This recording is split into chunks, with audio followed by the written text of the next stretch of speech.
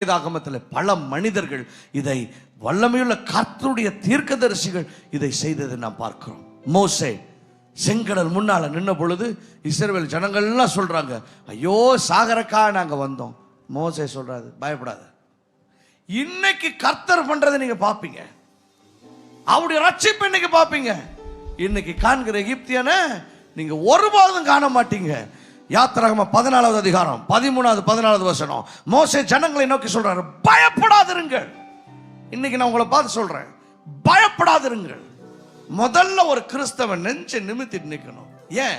எனக்குள்ள கர்த்தர் இருக்கிறார், என்ன சூழ கர்த்தர் இருக்கிறார். அப்படி இருக்கும்போது நீங்க எப்படி பயப்பட முடியும்? பயப்படாதிருங்கள், நீங்கள் நின்று கொண்டு. என்னது? எப்படி நின்று கொண்டு?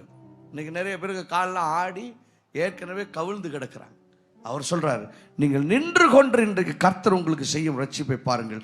இன்றைக்கு நீங்கள் காண்கிற எகிப்தியனை இனி என்றைக்கும் காண மாட்டீங்க. பாருங்க, அது இன்னும் நடக்கவே இல்லை சொல்லிட்டார் அவர். இன்னைக்கு கர்த்தர் என்ன பண்ண போறார் பாரு, கிளப்ப போறார் அப்படின்னு சொல்லிட்டார். What are you talking? Are you speaking fear? Or are you speaking the word? இன்னைக்கு நிறைய பேர் பேச்சிலேயே பீதியை கிளப்பிடுவாங்க. இல்ல, பேச்சில் பயத்தை கிளப்பக்கூடாது. பேச்சில் நம்ம தைரியத்தை உண்டு பண்ணணும், வசனத்தை நம்ம அறிக்கை பண்ணணும். ஷாத்ராக் மேஷாக் ஆபேத்நேகோ ராஜா சொல்லிட்டார், இவங்கள அக்கினி சூளைக்குள்ள தூக்கி போட்டுருங்கன்னு சொல்லிட்டார்.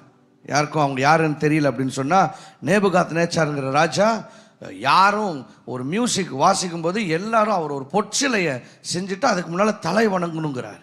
இந்த ஷாத்ராக் மேஷாக் ஆபேத்நேகோ 3 பேரும் கர்த்தருடைய பிள்ளைகள். அதுக்கு முன்னால நாங்க எப்படியா தலை வணங்க முடியாதுன்ட்டாங்க. ராஜாட்ட கூட்டிட்டு வர்றாங்க.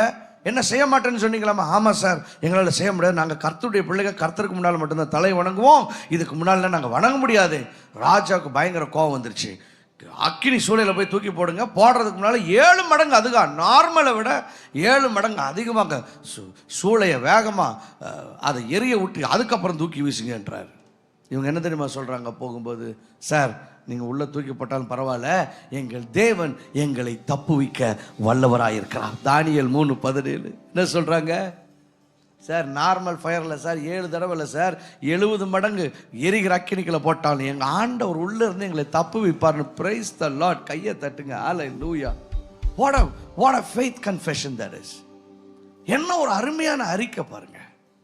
எங்களை விடுவிப்பார். ஐயோ உள்ள போன பொசுங்கிருவோமே அப்படின்னு அவங்க அழகல. அவங்க சொல்றாங்க, உள்ள போட்டீங்கன்னாலும்